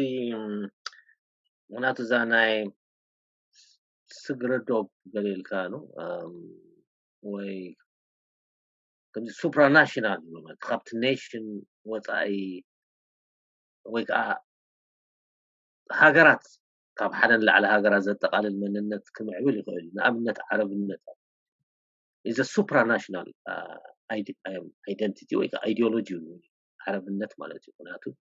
ብዙሓት ሃገራት ዓረብ ኣብቲ ዓረባዊ መንነት ኣብቲ ዓረባዊ ባህልን በዒመን ዓረብኛ ዝብላ ማለት እዩ ከም ሕጂ ዓረብ ሊግ ኣይነቲ ያው ዘሎ ፕሪንሲፕልስ ግን ዓረባውነት ማለት እሱ እዩ ሕጂ ማለት ቁኑዕን ዘይቁኑዕን ሓደገኛን ሰላማውን ገለ ኣይኮነን ምስተኸሉ ለፀናሕና ገለ ክምዕብል ይኽእል ካብቲ ዶብ ሓሊፉ ዝኸይድ መንነት ክፍጠር ይኽእል እዩ እዚ ግን ነቲ ተፈጢሩ ዝፀንሐ ልኡላውነት ህዝቢ ብኸመይ ይጠልቦ ሓሊፍካ ከዓኒ እዚ እቲ ኮኮንስትራክትድ ማለት ብክልቲኻ ወገን ዝፍጠር ኢሪደንቲዝም ገለ ዝብሎ በዓል መናኻት ተኸስተነጋሽ ነይሩ ዝብሎ ኣብ ግዜ ጤልያን ነቶም ካብ ኤርትራ ሃዲሞም ንኢትዮጵያ ዝኸዱ ነበሩ እሞ በቲ ሓደ ወገን ኮይኖም ኣንጻር ጤልያን ዝቃለሱ ዝነበሩ እቲ ናይ ሓበሻ ወይ ናይ ኢትዮጵያዊ ስምዒታት ነይሩ ዝብሎ ኮኮንስትራክትድ ኮይኑ ከምዚ ዓረባውነት ማለት ብፍቃድ ኮይኑ is fine ክሌም ምግባር ከምዚ ሕጂ ናይ ራሻ ሕጂ ኣትያቶ ዘላ ኢንፋክት ዲስኮርስ ተቐይሩ ኣሎ ካብ ናይ ከምዚ ናይ ኢትዮጵያ እንታይ ፒስ ገለመለ ዋትኤቨር ኦፕሬሽን ክብሎ ፀኒሑ ሕጂ ክሌም እዩ ዝገብር ዘሎ ኣካል ራሻ እዩ ዝብሎ ዘሎ ሕጂ ኣብ ዓለምና ብዙሕ ተራእዩኒ ጎበጣ ኣሎ ጎበጣ ናይ ይግባአኒ ከምዚ ሰዳም ዝገብሩ ኣብ ኢራቅ ከም ኩሉ ኣብዘን ዝሓለፉ እዞም ኩለን ሃገራት ኤውሮጳ ማለት ሕጂ ኣውታት ቲ ትፀገም ዝመፅእ በዓላ እየ ንእሽተይ እዚኣ እንፍትለ እዚ ከም ቤዝ እንደ ሒዜ ፀኒሐ ናብቲ ባህላዊ መንነት እስከ ሓደ ሓደ ነገር ከተኮረ እጂ ከም ኩላትና እንፈልጦ ንኣብነት ወግዓዊ መርገፂ ወይ ኣቕዋም ናይ ቅዋም መንግስቲ ኤርትራ መርገፂ ማለት ኤርትራ 9 ብሄራት ውንን ሃገር እያ ዝብል እዚ ምድብ እዚ ሕጂ ኣብ ምንታይ ዝተሰረተ እስከ ወይ እዚ ናይ ብሄራት ምድብ ብግዲ ዘእተዎ ወይ ከዓ ዘግለሎ ዓይነት ብሄር ኣለና ድዩ እስከ እዚ ንርአዮ ወል ብሄር 9 ብሄራት ገሊኦም ከም ዝመላገጽ ገሊኦም ዝገብሮ 9 ብሄራት ገለ ዝበሃል ዘረባለ ሕጂ anyway I think ኣመጣጣ ታሪክ ኣመጣጣ ኣሎ እቲ ምስቲ ብሮታ ቃልሲ ዝመፀ ናይ ህዝባዊ ግንባር ማለት ኣተናትና መስለን ምስቲ ገለ ተመክሮታት ዝተሓለፈ ተንቀዳሞት 10 ዓመታት ናይ ብሮታ ቃልሲ ህዝቢ ኤርትራ ዝፀንሐ ፀገማት ኣብኡ ኩነኣቱ ይኮናን ግን እቲ ንህዝቢ ኤርትራ ብክልተ መቂልዎ ብሃይማኖት እሞ ኣብ ክንዲ ሃይማኖት ወይ ከዓ I don't know ዓረብን ትግርኛ እንዲሁ ገለ ኢሎም ኣቃሊልና ክንሪኦ እኳ ኣይደልን እያ ንኸምኡ ግን ሃይማኖታዊ ፍልሊ ኤርትራ ሳብ ክልተ ሃይማኖት ከም ፖላራይዝ ገብር እሞ ብሄራት ሪኮግናይዝ ተገበርና ኣው ትንታነና ኣው ተተመስረተ ሓይሽ ኢሎም ዝረዓሙ ይመስለኒ ናብታ ትብላ ዘለኻ 9 ዲና ልዕሊ 9 ዲና ነይና ሕጂ እሱ ዝኸኣለ ቁርብ ግዜ ክወዘልና እዩ ህላዌ ቪዚቢሊቲ ናይ ገሊኦም ሕጂ ኣብ ሕቶ ዝኣቱ እዩ ነው ራሻይዳ ዝበሃል ብሄር ኣሎ ህላዊኡ ቪዚቢሊቲ ኣሎ ርግፅ ይረኣዩ እዮም ግማግም በዚ በዓል ጉርጉስ እንትሪኦም ካብ ስቃዕ ተኻትሉ በዓል ተሰነይኒ ነዚ ዶብ ሱዳን ሕጂ ህላዌ እቲ ምውሳእ ኣብቲ ሃገር እንታይ እዩ ግን of course ኣብ ትንታነ ክትኣቱ እንትኾንካ ኣፍልጦ ክትብ ኣለካ ኣዘርስ ዝብልዎም እውን ኣለዉ ኣነ ኣብ ናተይ ዴታ ነይሮም ቅድም ውሕዳት ፋሚሊታት ኣለዉ በዚ በዓል ተሰነይ እዞም ሃውሳ ሕና እንታይ ኢና ንብሎም ብትግርኛ ገለ I don't know ቅቡል ድዩ እዞም ቶክሪር ገለ ዝበሃሉ ምሻለዉ I don't know whether it's appropriate to call them others እሶምን ክፅቆሙ ግብኦም ዳ ይግብኦም ሕጂ ዚታት ኣሎ ፕላስ ዛ ናይ በዚ ዳህላክ ዳሃሊክ ዝበሃል ብቋንቋዊ ስለ ዝኾነ እቲ ናይ ኣተናትና ናይ ግንባር ክሳዕ ሕጂ ስራሕ ሕጂ ማለት እዩ ቋንቋዊ መንነት ዋን ቱ ዋን ቋንቋን እዚ ብሄርን ሕጂ ኩሉ ሰብ ይቕበሎ ድዩ ዋል ኣለዉ ትግርኛ በታ ትግርኛ ይፅዋዕና ዝብል ኣሎ ሕብረተሰብ ጀመርትን ኣብነት ሕጂ እዚ እንታይ ይመስለካ ናብ ምንታይ ዝወስደና እቲ ሰልፍ ዝበልናዮ እንጂ ሕጂ ኣብቲ ሰልፍ ኢና ክንመፅእ እቲ ዲስከርሲቭ ኮንስትራክሽን ናይ who are the ጀመርቲስ ክትብል ወስደካ ጀመርቲ ኤርትራውያን ኣለዉ እንታይ እቲ ዲስኮርስ ሕጂ ንሓደ መንነት ኣስክራይብ ክኸውን ከሎ ንስኻ ትግርኛ ክትብል እንተዘይተቐበሎ ፀገም ኣሎ ማለት እዩ ንሱ ከዓኒ ኣነ ከለ ክብል እዩ ሕጂ ኣብዚኡ ዝግበር ዋጋዕ ዕዳጋ ኣብ ምንታይ ንርዕም መወዳእቱ ዝክብሎ ፀንሐ ህያብ ሕጂ እቲ ፊልድ ንከምኡ ይዕድም ድዩ እቲ ፊልድ የለን ሕጂ ኣብ ክሳይና ዘለና ሕጂ ናይ ዳያስፖራ ናይ ትራንስናሽናል ቢንግስ ኮይና ንሕና ትራንስናሽናል ኣክተርስ ኢና ንሕና ነቲ ፖለቲካ ኣብቲ ሃገር ኣሎ ንሕና ከዓ ኣብ ደገ ኣለና ኩሉ ግዜ እቲ ፖለቲካ ናይቲ ሃገር ናይቲ ሆምላንድ ንዓና ፀልወና ስለዚ ግን ትህላዊ ኣሎ እቲ ካቴጎራይዜሽን ሲ ቁኑዕ ድያ ቁኑዕን ኣነኖ ግን ብከምዚ ታሪካዊ ኣመጣፃ ኣለዎ ካብኡ ንላዕሊ ዶ ምኾነ ካልእ የለን ድዩ ንዝብል እዚ I don't know maybe ምስታ ሕቶኻ ከይትነውሕ ኣብዚኣ ደው ከብል ህያብ ዝብሎ ነገር ከለካ ሰምዐ ህያብ ምናልባሽ ምስኡ ተሓሒዝካ እውን እቲ መንነትን እቲ ኢማጂንድ ኮሚኒቲስን ዝበሃል አንተ ወይ ተንኪፍካ ነርካ ኣሎ ሕጂ እቶም መንነታት ወይ እቶም ብሄራት ኢማጂን ምስ ገበርካዮም እዮም ዝፍጠሩ እምበር ኣይነበሩን ዝብል ኣረኣእያ ኣሎ ገለ ከዓኒ ኖኖ ኣለዉ እምበር ትበልዖም ዝክደንዎ ገለ መለኮ ዝተፈለየ እዩ ስለዚ እዚኦም ሲ ከምዚ ካቴጎራይዝ ስለ ዝኾነ ኮስተ ኢልናዮም ኣለና ዝብል ኣብቲ ዲስኮርስ እውን ፍልይ ዝበለ እዩ ክትሪኦ ከለካ እስከም ዝተሓዝካ ርእዩ ሕጂ እቶም ዘለውና 9 ብሄራት ከመይ ትሪኦም ኣብ መጀመር ኮነ ሳሚ ኣብቲ ናሽናል አይደንቲቲ ዝበሃል ናይ ኤርትራ ቁሩብ ኣተኪረ ክሳይ ቁሩብ ክሳይ ንዓ ከብርሕ ማለት እዮም ዝጨፈና ኩሎ ፀንሐ ሰለስተ ክስታይ ዓበይቲ ካቴጎሪስ ክርኢ ንኽእል ኢና ማለት እዩ ኣብቲ ፎርሜሽን ናይ ናሽናል አይደንቲቲ ናይ ኤርትራ ክስታይ ሮል ዘለዎም ወይ ከዓ ግደ ዘለዎም ክንብሎም ንኽእል ማለት እዩ ሓደ ከምታ ቀዲምካ ትብሎ ፀናሕካ እዞም 9 ብሄራት ገለ ትብሎ ዘለካ ማለት እዩ ሓደ ኤትኒክ ዝኾነ አይደንቲቲ ኣሎ ሓደ ሼር ዝኾነ ላንጉዌጅ ወይ ኦፍ ላይፍ ከምዚ ድረስ ገለ ወርቅ ዘለ ዘለዎ ማለት እዩ እዚ ሕጂ ኢማጂን ጥራይ ኣይኮነን እዚ ሊቭድ ኤክስፒሪየንስ እዩ ማለት እዩ ኣብ መዛኢድ መፅእ ጥራይ ዘይኮነስ ሕጂ ዝነብርዎ ዘለዉ ቀደም እውን ዝነብሩ ዝነበሩ ክኾኑ ይኽእል እዩ ከም ካልእ ዝኾነ ሶሻሊ ኮንስትራክትድ ዝኾነ ኣምር ኢቮልቭ ገይሮም ወይ ከዓ ባዕሎም ብገለ ፍልቀት ሓሊፎም ናብ ካልእ ክስታያት ተቐይሮም ክኾኑ ይኽእሉ እዮም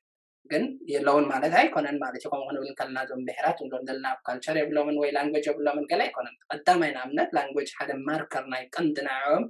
ኣብ ሓደ ጉጅለ ክጠምሮም ዝኽእል ክስታይ ላንጉዌጅ ኣለዎም ማለት እዩ ሕጂ ኢማጂን ጥራይ ኣይኮነን ንምባል እየ ማለት እዩ ሕጂ እቲ ኤትኒክ አይደንቲቲ ከም ሓደ ክስታይ እንተዳሪናዮ ካብኡ ወፃኢ ሓደ ካልቸራል አይደንቲቲስ እውን ኣሎ ማለት እዩ ንኣብነት ካልቸራል አይደንቲቲስ ክብል እንከለኹ እንታይ ሓደ ብሃይማኖት ዲስከርሲቭ ኮንስትራክሽንስ ናይ ሃይማኖታት ክስታይ ፅልዋ ዝፈጠሮ ክኾኑ ካልኦት ነገራት እውን ዝፈጥርዎ ክኾኑ ይኽእሉ እዮም ማለት እዩ ካልቸርስ ንኣብነት ናይ ሼሪንግ ናይ ኬር ምግባር ሼር ምግባር ከምዚ ሃርድ ወርከር ምዃን ዲሲፕሊን ዝኾነ ሕብረተሰብ ምዃን ፅቡቅ ኤቲክስ ዘለዎ ስነ ምግባር ዘለዎ ሕብረተሰብ ምዃን እዚኦም ንባዕሎም ካልቸራል ክስታይ ዲስከርሲቭ ኮንስትራክሽንስ እዮም ከም ፅቡቅ ጌርና ከም ሓደ እቲ ፅቡቅ ክፋል ናይቲ ሕብረተሰብ ንብሎ ማለት እዩ ሕጂ እቲ ካልቸራል አይደንቲቲስ እውን ኣለውና ኣብቲ ውሽጢ እዞም ንብሎም ዘለና ማለት እዩ እቶም ካልቸራል አይደንቲቲስ ሕጂ ግድና ኣይኮነን ኣብ ሓደ ስፔሲፊክ ኤትኒሲቲ ክሎዝድ ክኾኑ ኣብ ኩሎም ኤትኒሲቲስ ሼርድ ክኾኑ ይኽእሉ እዮም ኣብ ገሊኦም ኤትኒሲቲስ ጥራይ ሼርድ ክኾኑ ይኽእሉ እዮም ዋላ እውን ኣብ ውሽጢ እቲ ኤትኒሲቲ እውን ኣብ ፀቢብ ዝኾነ ክስታያት ሌቨልስ ክተሓሓዙ ይኽእሉ ኮኑ ማለት እዩ ካልእ እቲ ዝዓበየ አይደንቲቲ ግን ኣብ ናሽናል አይደንቲቲ ወሰድካ ከዓ ሲቪክ አይደንቲቲ ኣለና ማለት እዩ ሕጂ ካብ ኤትኒክ አይደንቲቲ ናብ ካልቸራል አይደንቲቲ ካብኡ ሓሊፍካ እውን ሓደ ሲቪክ አይደንቲቲ ኣብ ሓደ ልኡላውነት ዝተመስረተ ኣብ ሓደ ንኣብነት መንግስቲ ኤርትራ ዝብሎ እንተዳኽሊ ግዜ እንተዳእንዮ ኮይና ሰልፍ ሪላያንስ ሓደ ሲቪክ አይደንቲቲ ናትና ማርክ ዝገብር ወይ ዲስከርሲቭ ኮንስትራክሽን ይብለና ማለት እዩ እዚ ሰምኻ እንታይ ኢና ንብሎ ሰልፍ ሪላያንስ ብትግርኛ ሰምርኮሳ እዎ ካልኦት ኤቲክስ እውን ኣለውና እዞም ፕሮጀክትስ ናይ ናሽናሊዝም ዝበሃሉ ዋላ ምክልዋር ሳይ ክኾን ይከኣሎ ክኾን ይኽእል ካልኦት ማለት እዩ እዚኦም ሲቪክ ኣይደንቲቲ እዮም ዝፈጥሩ ከምዚ ቀዲመ ክብሎ ዝፀናሕካ ሃገራዊ መዝሙር ክኾን ይኽእል በዓላት ሃገራውያን ክኾኑ ይኽእሉ እዮም ደርፍታት ክኾኑ ይኽእሉ እዮም እዚኦም ብምሉኦም ሓደ ሲቪክ ኣይደንቲቲ ሼፕ ምግባር ክሳይ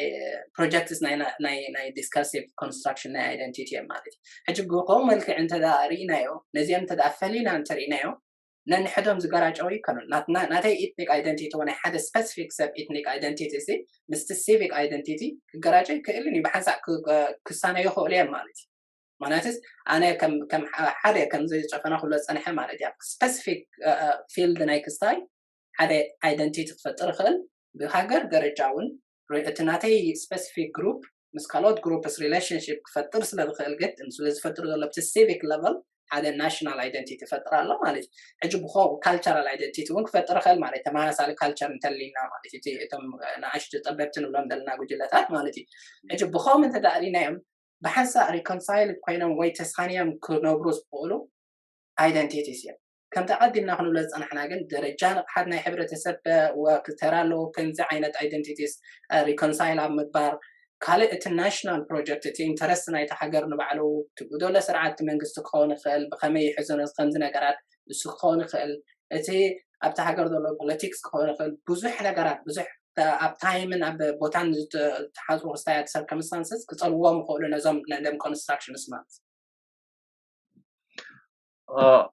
أنا إشترك ملاله الرأي كتسأل دكتور جفنا حجتي زين ethnicاوي من الناس زارقا قرب فلويد عندي كم تكونات تخيلي نو هجي كابتي قال بحريات انتاي نعزب لك زولو ياب قالو تي ባህላዊ ማህበራዊ መለለይታት አለው ካብ ካላድናን ገደን ጥምረት ኣብ ውሽጢ እቲ ሰልፍ ኮንሽስ ምዃኖም ከዓ ንሕና ኢና ዝብል ኣተሓሳስባ ኣለዎ ግን ቦርደርስ ከኣለው ክሳብ ክንደይ ክፉታት እዮም ክሳብ ክንደይ ዕፅዋት እዮም ገሊኦም ኣዝዮም ዕፅዋት ክኾኑ ይኽእሉ እዮም ሕጂ ሓደ ኤትኒካዊ ጉጅለሲ ኣብ ሓደ ሃገር ነቢሩሲ ዘይዋሳእ ኣብቲ ሃገራዊ እንታይ ካብትሎ ጉዳያት ዕማማትሲ ብዙሕ ዘይዋሳእ ኮይኑ ዕፁው ክኸውን ይኽእል ሜምበርሺፕ እውን ኣባልነት ንኣብነት ገሊኦም ክፉታት ክኾኑ ይኽእሉ እዮም ገሊኦም ከዓ ኣዝዮም ዕፅዋት ሕጂ ናይ ጂዊሽ ሕጂ ጂዊሽ ኣይደንቲቲ ካብቲ ሓያል ኣይደንቲቲ ዝበሃል እዩ ኣብ ዘለናይ ከተማ ሕጂ ብዙሓት ኣለዉ ካብቲ ድሕሪ ለንደን ዝዓበየ ኮሚኒቲ እዩ ኣይረኣዩን እዮም ኣይሕወሱን ከም ምህላው ከም ሓደ ዓብይ ኮምሲ የለውን ኣይዋስኡን ኣብቲ ሃገራዊ ናይታ ብሮደር ሶሳይቲ ትብሎ ማለት ምንቅስቃሳት ከምኡ ከዓ ኣብ ከምዚ ናህና ሃገር ማልቲ ኤትኒክ ማልቲ ካልቸራል ሃገራሲ ገሊኡ ክፉት እዩ ገሊኡ ዕፁው እዩ ገሊኡ ኢዝሊ ንኣብነት ሜምበርሺፕ እውን ዘእቱ ክኸውን ይኽእል ዝቕበል ክኸውን ይኽእል ገሊኡ ዘይቅበል ክኸውን ይኽእል ሶ እተን ደረትሲ ክሳብ ክንደይ ሓያላት እየን ወይ ሕይል ዝመልአን ዝብል ኣብ ግምት ክኣቱ ይግባእ ይብል ምስኣ ግን ኣገዳሲት ክትከውን ዘለዋ ሕጂ እቲ ገሊኡ ወድዓዊ ዝበሃል ኣሎ እቲ ውሁብ ኣሎ ሕጂ ኮንስትራክትድ እዩ ግድን እውን ኮንስትራክትድ ክኸውን የብሉን ክህነፅ የብሉን ክትውለድ ከለካ ባይ accident by birth accidents ኮንካ ኣለካ ነው ሕጂ ካብ ሓደ ሕብረተሰብ ካብ ሓደ ብሄር ኩናማ ኮንካ እንዳተወልካስ ኩናማ ኮንካ ክትቅፅል ግን ክሳብ ክንደይ መንተይን ትገብሮ ክሳብ ክንደይ ቋንቋኻ ናብቲ ካልእ ቋንቋ ሽፍት ትገብር ከም ኮሚኒቲ ማለት እዩ ቋንቋኻ ሓዲካ ናብቶም ቋንቋ ናይ ጎረቤትካ ትወስድ ወይ ስሞል ኮሚኒቲ ዝበሃላ ንኣብነት ናይ ሕጂ ብሌናይ ኮንካሲ مننتك عقبك ግን ተቋንቋ ዘይትዛረባ ክትከውን ትኽእል ዋላ ከባቢ ኸራን ዓቢኻ ኣብ ሽወደን ዓቢኻ ወላ ምንታይ ተዘገርካ ክትከይድ ትኽእል ሕጂ እቲ መንነት ኣሎ ግን ሕጂ ናይ ገሊኡ ጉጅለታሲ ዕፁው ክኸውን ይኽእል እቲ ገሊኡ ቀልጢፉ ኢንተግሬት ዝገብር ኣሲሚሌት ዝገብር ክኸውን ይኽእል ገሊኡ ሓያል ናይ ምዕቃብ መንነቱ ናይ ምዕቃብ እሞ ምስ ካልእ ዘይምፅምባር انت خاطر بحريات يرئي حجي بزحيو مالت زرزيرنا وناي نودون لنا ስለዚ ethnic group سي ولا define كجبر كله تفعله ستاتيم زو ግን ተንቀንድ ቁረቋሒታት ኣለዋት ባህሊ እዩ እቲ self conscious ምዃን ንሕና ኣባልነት ናይዚ ውጅለዚ ኣነ ኣባሌ ኢልካ ምሕሳብ ከምኡ ዓይነት ንቕሓት ምህላውን ከምኡ ዝኣመሰለ የጠቃልል ምባል ኣብ ኣኻስ ምረላ ስለ ዘለኹ ሶሪ ግዜ ወሲደልካ هو ካልእ ዝረአ እውን እንታይ እዩ ብሕልፊ ዘይ ኤትኒካዊ መንነት ወይ ንዑዛ መሰለ ንኡስ መንነት ኣውራጃ ሃይማኖት ኣብ ፖለቲካዊ መንነት ወይ ፖለቲካል አይደንቲቲ ዝቕየረሉ ኩነታት ኣሎ ካብ ዝተፈላለየ ዝተበገሰ ነገር ክኸውን ይኽእል እዩ ግን ነዚ እቶም ሊቃን ወይ ኤሊትስ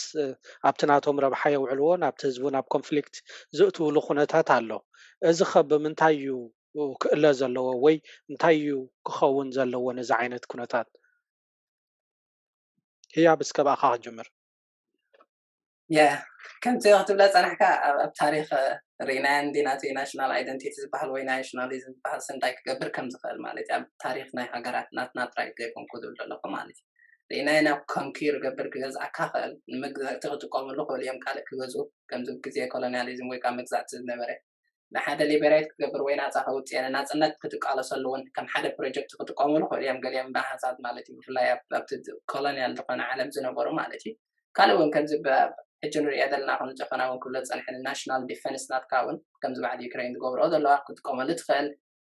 ነቲ ናሽናል አይደንቲቲ ዝበሃል ኣምር ንባዕሉ ከም ሓደ ሪቮሉሽን ሓደ ሰውራ ክትፈጥራ ውሽጢ ሃገር ኮንካ ንደይ ደልያ ስርዓት ንክትኣሊ እውን ክትጥቀመሉ ትኽእል ከም ሓደ መካኒዝም ናይ ሪቮሉሽን ክትጥቀመሉ ትኽእል ማለት እዩ ሕጂ ነዞም ትብሎም ዘለካ አይደንቲታርያን ትብሎም ዘለካ ወይ ፀበብቲ ጉጅለታት ብካልኦት ዓበይቲ ካብኦም ብዝዓብዩ ጉጅለታት ክኾኑ ይኽእሉ ካልኦት ሃገራት እውን ክኾኑ ይኽእሉ እዮም ብናቶም ገለ ኢንተረስትስ ናይ ካልኦት ሰርቭ ኣብ ምግባር ሕማቅ ነገራት ክገብሩ ይኽእሉ ምናልባት ማለት እዩ ሕጂ ንኣብነት ሓንቲ ጎረቤት ሃገር ኣብ ውሽጢ ሃገር ዘሎ ሳብ ፊልድስ ቶም ንኣሽቱ ፊልድስ ንብሎም ዘለና ንዕኦም ተጠቂማ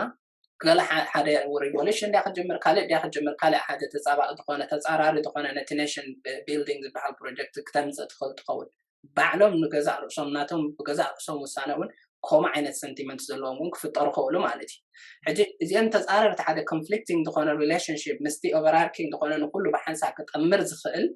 ናሽናል አይደንቲቲ ንብሎ ዘለና ወይ ከዓ ሲቪክ አይደንቲቲ ወላ እንተኢልና ምስኡ ዝፃረር ክስታያት ክፈጥሩ ከለዉ ሓደ ካልእ ፍሪክሽን ይፍጠር ኣሎ ማለት እዩ ሕጂ እዚኦም እዮም እቶም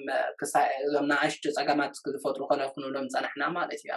ካብ ብዙሕ ቦታታት ክኾኑ ይኽእሉ እዮም ንኣብነት ኣብ ዩክሬን እንተሪእና ንኣብነት ከም ጨፈና ክብሎ ፀኒሐ እቲ ዶንባስ ዝበሃል ሪጀንሲ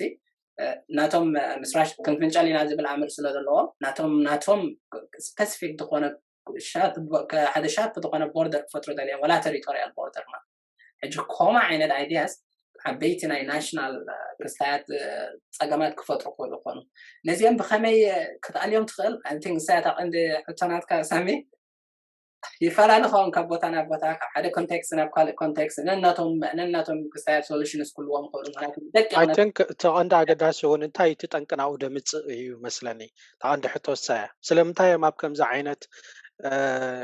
እቲ ናቶም ኤትኒካዊ ወይ እቲ ናቶም ንኡስ መንነት ተዓቢ መንነት ጨፍሊቑ ኣብ ምፍላይን ኣብ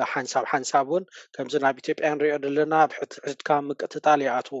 እንታይ እቲ ጠንቂ ነዚ ዓይነት ዝኸውን ዘሎ ሓደ ፀገም ፖለቲካ ክኾን ይኽእል እዩ ብዛዕባ ብዙሕ ትንተና ዘድልዮ ክሳይ ኮይኑ ኣይርአን እቲ ኣብቲ ኣይደንቲቲ ሕቶታት ኣብቲ ቀዲምና ጀመርናት ቀንዲ ሳብጀክትና እቲ ተመሊስና ግን እዞም ንኣሽቱ ፊልድስ ንብሎም ዘለና ናይ ኣይደንቲቲስ ብካልኦት ማስክት ክኾኑ ይኽእሉ እዮም እቶም ካልኦት ክዓዝዎም ክዕፍንዎም ዶሚኔት ክገብሮውን ኣብ ዝጀመሩሉ እዋን ፍርሂ ይፍጠር ማለት እዩ ንሕና ኣይደንቲቲና ጠፋ ኣሎ ከምዚ ናትና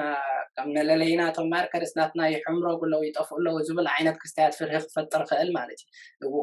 ናይ ብሓቂ እውን እቲ ናቶም ኢንተረስትስ ከም ጉጅለ ምናልባት ክፅቀጥ ክኽእል ይኸውን ምክንያቱ ናሽናል ምስቲ ናሽናል ኢንተረስት ደይሳነ እንተኮይኑ ተሃገር ትበሃል ንባዕላ ክፀቕጦም ትኽእል ትኾኑ ወይ ካልእ ዶሚናንት ዝኾኑ ክስታያት እውን ክፀቕጥዎም ይኽእሉ ይኾኑ ኣብ ከምዚ ሲትዌሽን እዩ ሕጂ ወይ ሪቮሉሽን ክፍጠር ይኽእል ወይ ካልእ ንኣሽቱ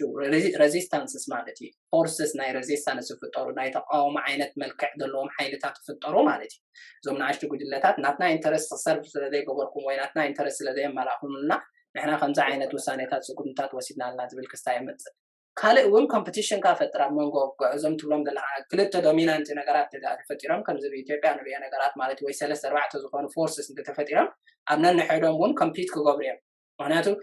ኩሎም ኣብቲ ናሽናል ደረጃ ንናቶም ኢንተረስትስ ኣድቫንስ ኣብ ምግባር ክሰርሑ ስለ ዝኾኑ ናይ መን ኣብኡ ኣድቫንስ እንትኸውን ኣብኡ ኮምፒቲሽን ይፈጥር ማለት እዩ ኮምፒቲሽን ከዓ መንጎ ክልተ ዓበይቲ ጉጅለታት ወይ ከዓ ጨናፍር ክንብሎም ንኽእል ወይ ባህልታት ክንብሎም ንኽእል ምግርጫዋት ክፈጥር ይኽእል ኣብታ ሕቶ ናይ ሳሚ ብዛዕባ ኤሊትስ ገለ ልዒልካ ነው ኤሊትስ ካውንተር ኤሊትስ ምስ ኤትኒሲቲ ምስ ኤትኒካዊ ስምዒታት ሕጂ ኤትኒካዊ ስምዒታት በቲ ኣሉታዊ ሸነኽ እንዲና ዘለና ከማ ኤርትራ ዝኣመሰለ ሃገራት ብዙሕነት ዘለዎን ሃገራት ኣፍሪቃ ፀገም ኣሎ ኣብ ሃገራት ኣፍሪቃ ሕጂ ከመይ ገይረ ንሕዝኦ እንዲ ሕጂ ኤትኒሲቲ ወይ ከዓ ስምዒታት ናይ ውድድር ስምዒት መዓስ ይፍጠር እንተልካ ኣብ ግዜ ሕፅረታት ዝፍጠረሉ እዩ ሕፅረታት ከዓ ናይ ፖለቲካ ናይ እቲ ኢኮኖሚያዊ ተኻትሎ ፀጋታት ኣብኡ ዝግበር ውድድር እዩ ስለዚ ምርጫታት እንድሕር ዝካየድ ኮይኑ ከምዚ ናይ በዓል ኬንያ ንኣብነት ኖርዌይ ናይጄርያ ንበሎ እቶም ተወዳደርቲ እቶም ስልጣን ዝፅበዩን እቶም ስልጣን ሒዞም ዘለዎም ኢንከምበንት ክወዳደሩ ኣነ ከምዚ ክገብር ኣነ ከምዚ ክገብረልካ ኢሉ ነቲ ናቱ ኮንስቲትዌንሲ ነቲ ናቱ ቤዝ ዝህቦ ቃል ኣሎ እሱ ከዓ ብኣንጻር ከዓ ዝፅበዮ ነገር ኣሎ ከዓ እቲ መራሒ እየ ዝብል እቲ ወኪለካ እየ ዝብል ማለት እዩ ሕጂ ኣብዚ እዩ ናይ ረብሓ ውድድር ይመስለኒ ሕጂ እቶም ኤሊትስ ኤንካውንተር ኤሊትስ ንብሎም ኩሉ ግዜ እሳቶም እዮም ነቲ ፖለቲካ ዝፀልዎ ድምፂ ክረክብ እንተኮይኑ ከምዚ ናይ ዌስት ሚኒስተር እዚ ወናብር ተኮይኑ ኣብ ስልጣን መፂኡ ድሕሪኡ እንድሕር ደኣ ዘይቁኑዕ ኮይኑ እቲ መራሒ እቲ ፖለቲከኛ እንታይ እዩ እቲ ዝኣተዎ ቃል እውን ኣይፍፅሞን እዩ ማለት እዩ ግን ንሱ ትፅቢታት ኣለዎ እቲ ህዝቢ ትፅቢታት ኣለዎ ስለዚ ዝንሪኦ እዩ ከምዚ ናይ ኢትዮጵያ ማለት እዩ ኣብይ ኣሕመድ ብቃልሲ ናይ ኦሮሞ ናብ ቤተ መንግስቲ ምኒልክ ኣትዩ እቲ እንታይ ካብትሎ እቲ ዝኣተዎ ቃል ግን ማለት ኣብ ተግባር ከውዕሎ ኣይከኣለን እታ ሃገር ኣብዚ ንሪኦ ዘለና ኣትያ ኣላ ማለት እዩ እቲ ግርጭታት ናይ ኤትኒካዊ ውድድራትን ቅርሕንትታትን ምንሕናሕን ከዓ እዚ ንሪኦ ዘለና እዩ ኣብዚ ምድጋም ዘድልዮ ኣይኮነን መስለኒ ስለዚ ኤትኒካዊ ኤትኒሲቲ ዝበሃል ውድድር ወይ ከዓ ስምዒታት ንቕሓት ናይ ኤትኒካዊ መንነት እሞ ውድድርን ግርጭትን ክዝመፃሉ ኣብ ከምዚ ኩነታት እዩ ስለዚ እንታይ እቲ መፍትሒኡ ርግፅ እቲ ሓፋሽ እቲ ብስሙ ዝንገደሉ ዘሎ ኦፍኮርስ ክነቅሕ ኣለዎ ካልእ ውሳይ የለን ኩሉ ግዜ እቲ ንስልጣን ዝጓየ ነቲ መንነት ክጥቀመሉ እዩ ኣብ ኩሉ ዘሎ እዩ ያ ታንክ ዩ እስከ ቅድምና ሃገራዊ መንነት ምሕላፈይ ዕረፍቲ ክንወስድ እሞ ቅርብ ከዓ ነዞም ኣብ ውሽጢ ዘለው ዕድል ክንቦም ንክሓቱ ፕሮፌሰር ጆን ዝበሃል ኣሎ ስኒ ደዝ ኦፍ ማልቲካልቸራሊዝም ኢሉ ቻፕተር ፅሒፉ እዚ ማልቲካልቸራሊዝም ሞይቲ ድዩ ወይ ክሰርሕ ይኽእል እዩ እዛ ብሄር እዚኣ በዚ ናታ እንዳሓለወት ድሓር ከዓ በዚ ሃገራዊ መንነት ክተማዕብል ትኽእል እያ እዚ ዩኒቲ ኢን ዳይቨርሲቲ ዝበሃል ሲ ፋይልት ዝኾነ ፊሎዞፊ ድዩ እስከ ህያብ ብርትዕትዕታ ማልቲካልቸራሊዝም ከም ኣምር እንተሪእኻ ወላ ኢቮልቭ ክገብር ግድን እንዲ መይቲ ክትብል ግን ቀሊል ኣይኮነን ማለት እዩ ሕጂ ክንትብለ ፀናሕካ እቶም ገሊኦም ስኮላርስ እንታይ እዮም ዝብሉ ካብቲ ማልቲካልቸራሊዝም ዝብል ኣምር ናብ ሓደ ኢንተርካልቸራሊዝም ዝብል ኣምር ከድቑ ማለት እዩ ኢንተርካልቸራሊቲ ዝበሃል ሕጂ ቁር ፍሉይ ዝበለ ራድኣ ዘለዎ ማለት እዩ ኣብ መንጎ ክልተ ካልቸርስ ዝግበር ኮሚኒኬሽንስ ኢንተርካልቸራሊቲ እዩ ማለት እዩ ሕጂ ንኣብነት ንኣሽቱ ጉጅለታት ምስ ካልኦት ጉጅለታት ሓቢሮም ገለ ነገራት ሼር ክገብሩ ምስ ጀመሩ ሓደ ኢንተርካልቸራል ኮሚኒኬሽን ክጅምሩ ከለዉ ናይ ኩሎም ናይ ክልቲኡ ሳይድስ ክስታይ ካልቸርስ ዩኒክነስ ናቶም ክስታይ ይኾን ኣሎ ማለት እዩ ብላር ትኾን ኣሎ ልክዕ ከምቲ ቀደም ነበሩ ዕፅዋ ኣይኮነን ኣሎ ማለት ክኽፈት ጀሚሩ ማለት እዩ حجت multiculturalism بحر عمر جن هذا blocks نا identities فتركا closed تخونه identities بethnic جنب language جنب خلق كم زخت ولا أنا أحكام على هذا اللوك تخونه مسنا نحرم communicate دقورة عينك مخا diversity قبل عليهم كساي flow تقبل هذا diversity نفتر زبل عمر جن كم قدام ولا أنا يبالكم على evolve كيرينا more intercultural تخونه communication جزء خيدو مناتهم cultures communicate كوبري جميرم مس globalization ديو مس كلا بيتي بالglobal درجة خد حزو تقولوا discursive fields أمنت human rights كانوا رجال rules كانوا قولي زي انتهم زقولون نزل لهم دلنا specific ways of life يحمروا يعبلوا لهم عن لهم يعني dominant forces في الطر لهم نتي intercultural communication facilitate أكمل باركستاي role عن لهم مالتي هجي multiculturalism بهالعمر ميتو زي عين بالكم كن evolve جبرينا كالوت كستاي كالوت evolve بتكون في الطر مال لا لك عادي دكتور جفنا. No. Well, I think this is a Europa context هيكون زبلو نجار يقولين قلت multiculturalism نحن خاطر ده نا أفريناي هذا. يا مبزحتون أبتي urbanization أبزم تقولو أبتي ختماتات أبتي كم زبلوت interculturalism كم أنتي cosmopolitanism جبهالو من ده عبل لازمة أبكم زلوتي حدا ديسكورسس مالتيو اسكان ابزك سابج استزاربنا له حطات اندحر لكم ريتوتات اندحر لكم كابوش تقبل السام كعرفوا من